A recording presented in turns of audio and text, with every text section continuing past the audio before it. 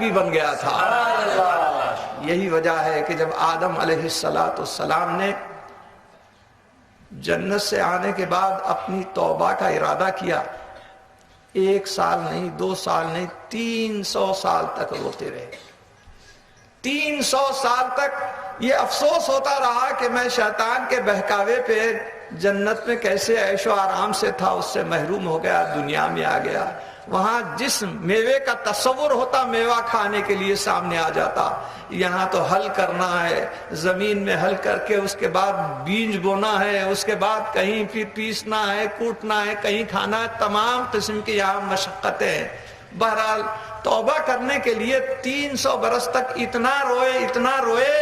کہ چرند رونے لگے، پرند رونے لگے، جتنے بھی درند تھے رونے لگے کہ آخر حضرت کا اتنا غم ہے۔ ہر وقت اللہ سے دعا مانگتے، رب العالمین میری توبہ قبول فرما، میرے گناہ کو، میری غلطی کو بخش دے، مگر کوئی ریسپانس نہیں، کوئی اوپر سے جواب نہیں، کوئی وحی نہیں۔ ایک بار نہ جانے 300 برس کے بعد دل میں کیا خیال آیا، کہنے لگے رب العالمین محمد صلی اللہ علیہ وسلم کے طفیل میں بخش دے۔ ایک وحی نازل ہو گئی، 300 برس کے بعد وحی نازل ہوئی۔ اللہ تعالیٰ نے پوچھا، فرمایا اے آدم اب تو تمہارے خطا بخش دیے جانے کا وقت آ گیا، مگر یہ بتاؤ کہ تم کو یہ فارمولا کس نے بتایا، یہ کرشمہ، یہ خاکہ، یہ نسخہ تم کو کس نے سکھایا ہے؟ حضرت آدم علیہ السلام عرض کرنے لگے رب العالمین تو نے میرے جسم کو پہلے بنایا، اس میں میری جان جب ڈالی، میری آنکھوں میں بینائی آئی تو میں ساری جنت کی سیر کرنے لگا۔ دیکھتا یہ تھا جس راستے پہ جاتا اس کے موڑ کے اوپر، جہاں خیمے لگے تھے خیموں کے اوپر، باغات تھے تو باغ کے ایک ایک درخت پر، درخت کے ایک ایک پتے پر، پھول کی ایک ایک پتی کے اوپر، حوروں کی آنکھوں کی پتلیوں میں، فرشتوں کے پیشانیوں کے اوپر، یہاں تک کہ جتنے بھی راستے، نہریں، کنارے جہاں بھی تھے سب پر، اس کے علاوہ عرش معلیٰ کے پردوں پر اور وہاں پر جتنی خندیلیں لگی ہوئی ہیں اس پر بھی، جہاں کہیں تیرا نام تھا اس کے بازو یہ بھی نام موجود تھا۔ میں سمجھ گیا کہ یہ تیرا کوئی محبوب ہے، جبھی تو تیرے نام کے ساتھ لگا ہوا ہے۔ اللہ تعالیٰ نے فرمایا آدم تمہارا خیال بالکل درست ہے، وہ میرا ایسا محبوب ہے اگر وہ نہ ہوتا تو میں تم کو بھی پیدا نہیں کرتا، میں تمہیں بھی پیدا نہیں کرتا، یہ کائنات ساری ان کے صدقے میں بنی ہے۔ حضرت آدم علیہ السلام جب یہ بات سنے کہ صرف نام مبارک میں یہ تاثیر ہے، نور مبارک کی یہ روشنی اور ضیاء پاشی ہے، ایک دل میں اشتیاق پیدا ہوا کہ وہ ہستی کیسی ہے، وہ پیکر کیسا ہے، وہ جلوہ کیسا ہے۔ رب العالمین سے عرض کرنے لگے رب العالمین اب تو دل میں شوق ہو رہا ہے کہ اس کا ایک جلوے کی ایک جھلک دیکھوں، اس پیاری شکل کی ایک جھلک دکھا دے رب العالمین۔ اللہ تعالیٰ نے فرمایا اے آدم اپنے دونوں ہاتھوں کے دونوں انگوٹھوں کے اندر دیکھو، میرے محبوب کا جلوہ نظر آئے گا۔ حضرت آدم علیہ السلام جو دیکھے تو ایسی موہنی صورت، ایسا پیارا جلوہ اور بشرا اور چہرہ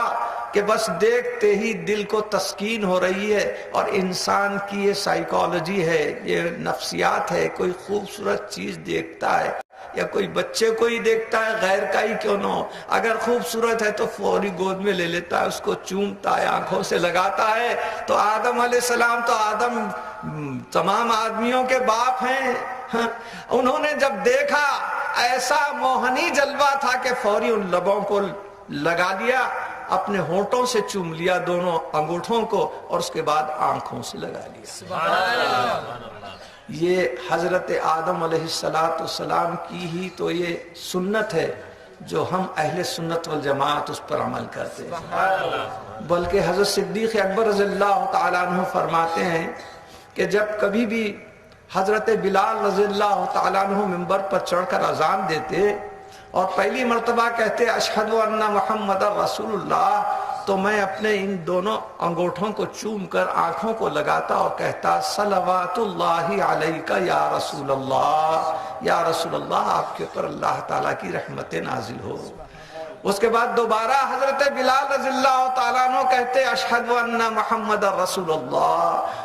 اشہد ان محمد رسول اللہ ادھر کہے اور فوری حضرت صدیق اکبر رضی اللہ تعالیٰ عنہ اپنے دونوں انگوٹھوں کو زبان سے لبوں سے چومے آنکھوں سے لگا لیے اور کہتے قرۃ عینی بکا یا رسول اللہ، آپ سے تو یا رسول اللہ میرے آنکھوں کی ٹھنڈک ہے، میرے آنکھوں میں جو بھی ٹھنڈک ہے آپ ہی کی بدولت ہے۔ اس کے بعد کئی لوگوں نے سنت آدم اور سنت صدیق کے اوپر عمل کیا اور کرتے ہیں، اور آج بھی یہ کرنے والے اپنی طرف سے یہ آپ کو ہدایت دیتے ہیں کہ جو بھی اس سنت آدم اور سنت صدیق اکبر رضی اللہ عنہ پر عمل کرتا ہے وہ کبھی نابینا اور اندھا ہونے نہیں پاتا، بلکہ ہمیشہ آنکھوں میں نور رہتا ہے، بینائی رہتی ہے، روشنی رہتی ہے۔ ہماری ایک نعت شریف کے 2 شعر آپ کو سنا دوں۔ زہد و تقویٰ نیک عمل اپنی جگہ ہے سب مگر، زہد و تقویٰ نیک عمل اپنی جگہ ہے سب مگر، اصل میں حب نبی کا نام ہی ایمان ہے، اصل میں حب نبی کا نام ہی ایمان ہے۔ اور دوسرا شعر دیکھیے، چوم لیتے ہیں انگوٹھے آپ کا سنتے ہی نام، چوم لیتے ہیں انگوٹھے آپ کا سنتے ہی نام، عاشقان مصطفیٰ کی یہ بھی ایک پہچان ہے۔